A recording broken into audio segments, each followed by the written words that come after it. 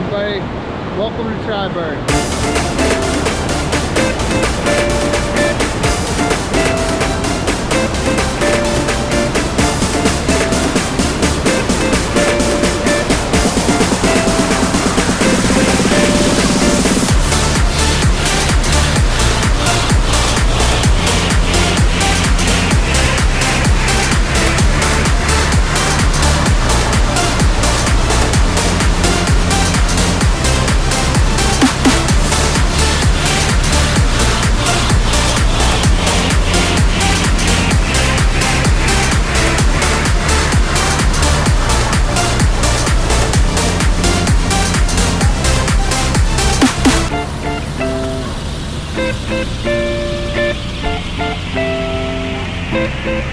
Some of the really neat things about Germany is how they do paintings on their buildings. A lot of the houses and businesses, they go through and do artwork up on there, on the sides of the building. That one, really cool, more modern. A lot of them do the traditional styles, much different than that. There's the famous House of 1,000 Clocks down there, and then we're gonna go by the world's largest cuckoo clock here in a little bit. But right now we're gonna go up there and get ready to go up to where the waterfalls are, back past that guy that's walking.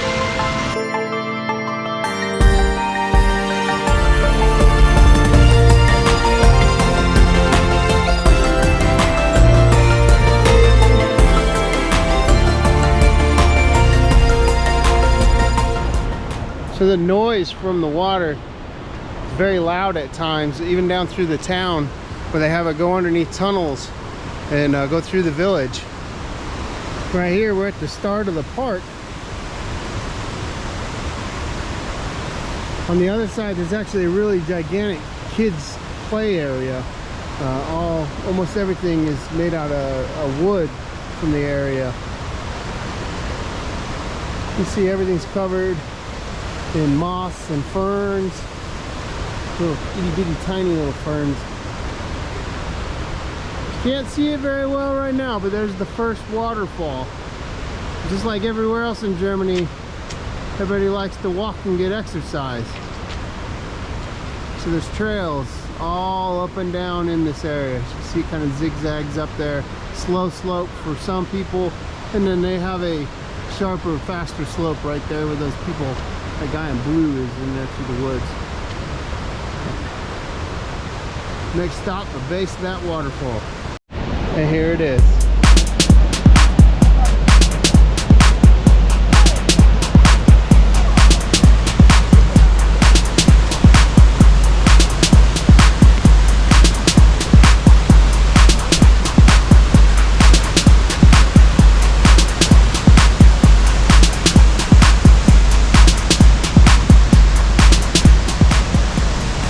One thing is, Breydan just remembered when we were here last time, because we have a picture up at home of me holding the kids right there where Breydan's standing right now.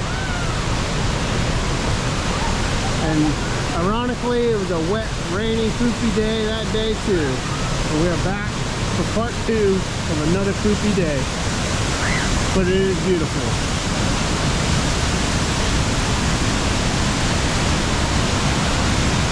I bet you juiced that much water.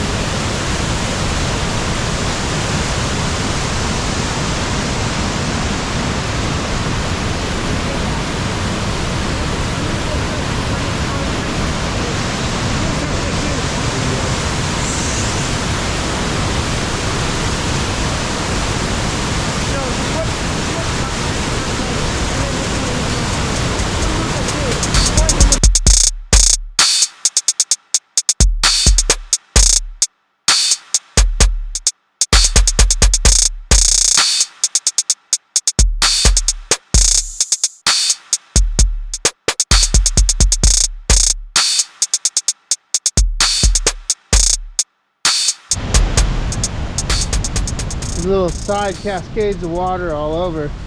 It's been raining a bunch up here lately. It's supposed to rain again later today. So there's like little miniature waterfalls all over along these rock slides on the side. Did you see we were down there? Can't see it very well. There it is. So we're making our way up. We're almost up to the first crossing up this way.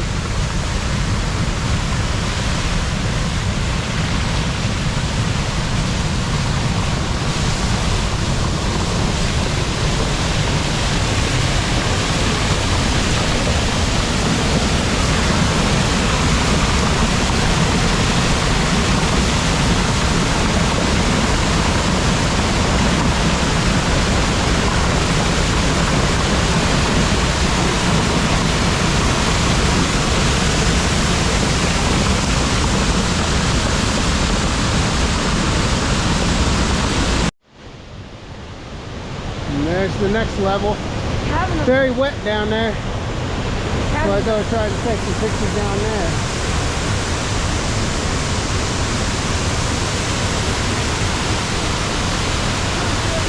Great to point out there's a little shack up there. There's a gazebo right here. Can't see very well. Down that way is where we just came from. There's the trail zigzags. Keeps going on up and up and up. And now on top of that last waterfall I just showed you.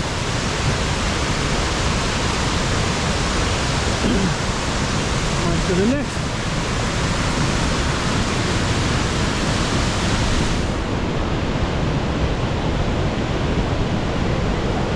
Very wet here too, getting splattered.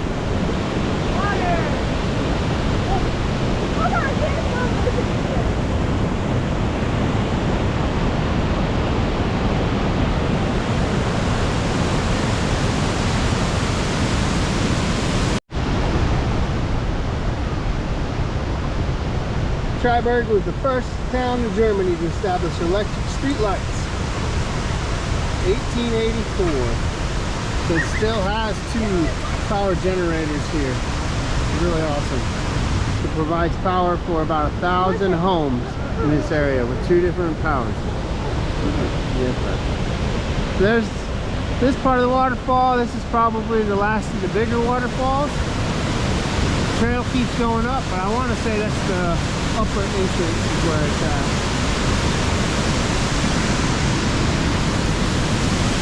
Not a very good view anymore going down.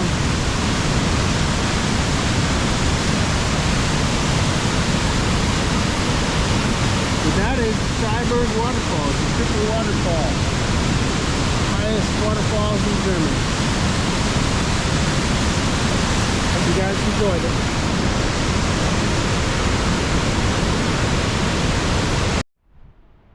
Okay, so we finished up at the falls. Now we decided to come down here. We're actually at supposed to be a berg ruin, but it's more like a pile of rocks on top of a hill. But anyway, I figured while we're up here, we can give you guys an overview of the town of Triberg. It has a lot of the old traditional buildings, and then a lot of modern buildings mixed in with.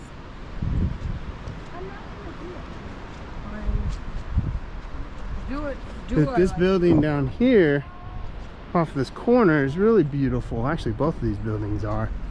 I remember the first time that we found some of these buildings over here, we totally fell in love with the style.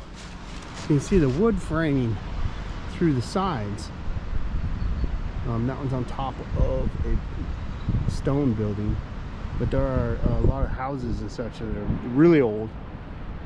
Some of them dating back into like 1400s that have that wood structure like that. This one's very beautiful. I really like the curved wood that they did in here. A lot of them you just see straight timbers, nothing crazy to them. But you can see a few more scattered here and there throughout the village. There's a gigantic clock in the center of town. And then over here is more modern buildings. But Be one heck of a view to live in one of those houses.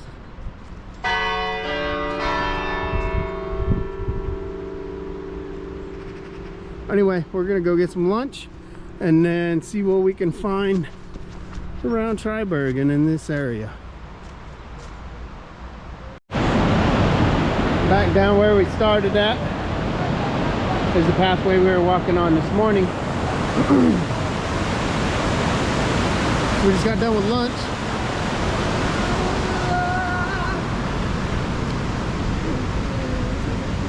The woodworking and figurines down here is amazing. It's really beautiful, some of the things that they do down here.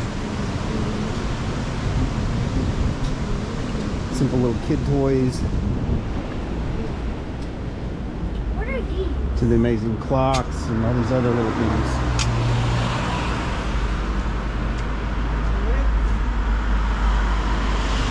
There's different little animals and such. To those things, to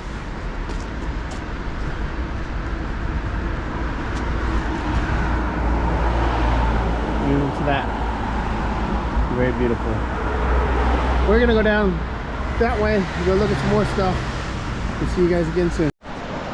Well, walked around Triberg, not a whole lot else. There's some little odds and ends here and there. Let you guys see that on your own. But you can't come here without seeing the world's largest cuckoo clock. We're gonna go up inside there. We did it last time, we went to it around it. Really cool looking on the inside also. And then there's the whole shop, another clock shop, imagine that. And then a few other things inside there. But let's get up in there and go see what's up. So this is what the way it looks like from the inside. Two kids chasing it.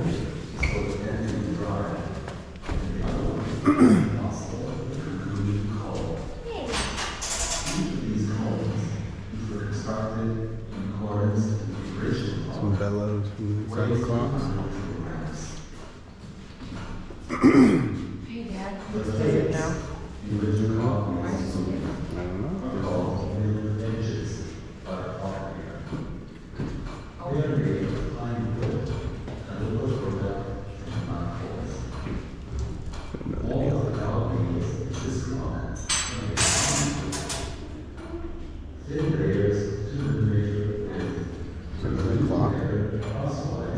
We'll get to see the inside of it. On one hand, you better durability can be achieved, and on the other hand, the wood and the log of work so to speak. Now let's go upstairs. All the cloths and parts, including the pendulum rod, are made of high-grade steel or aluminum.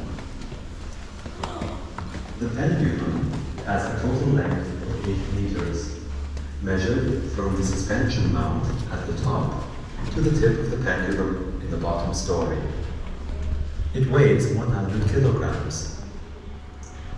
And now to the main character, the cuckoo. He sits up in the loft, in the middle directly above the face of the clock. The grey wooden rod, which sticks out somewhat at the back, is the cuckoo's tail. The cuckoo is 4.5 meters long and weighs an unbelievable 150 kilograms. He is entirely made of wood and took several hundred hours to carve by hand. Our cuckoo calls once every half hour and accordingly at the top of every full hour. For example, 7 times at 7 o'clock and 12 times at noon or midnight. But how did the cuckoo get its voice? The call of the Black Forest clock is produced by a pair of bellows, which are situated on the left wall. They are 4 meters high. Generally speaking, the bigger the bellows are, the deeper the tone they make. We are often asked about the costs incurred in constructing our clock. To be quite honest, If we do not calculate the 10,000 hours that Ewald and Ralph Hegler invested in the costs for this building, the material for the clock cost well over 400,000 Deutschmarks. We hope that you have enjoyed your visit to the world's biggest cuckoo clock and welcome you to browse in our clock shop. Thank you for visiting us and have a nice day here in the Black Forest.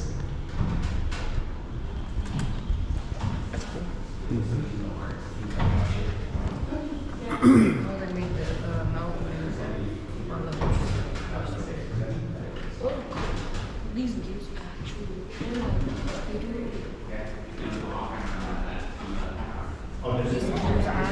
work. That's what Awkward, bud.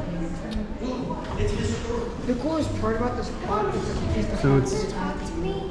So it's like €2 to get in here, and there's really not a whole lot in here, but it really helps keep up and covers the costs they spent making this.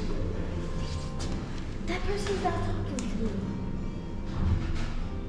only 20 persons. And then they have a spot up here so that you can go up top and look. Please, no more than It says 20 persons. talking.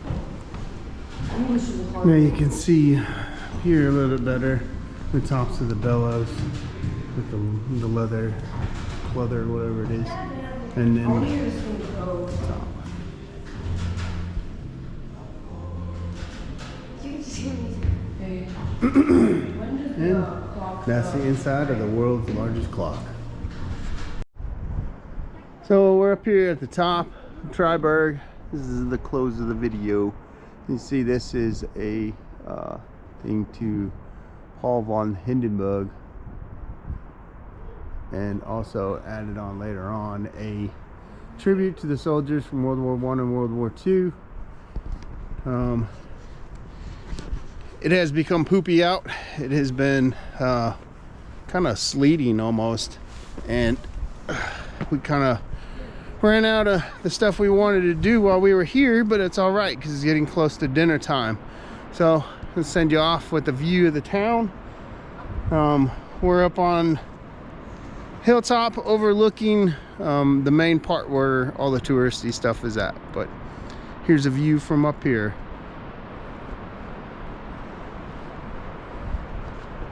That down there is the entrance to the waterfall area.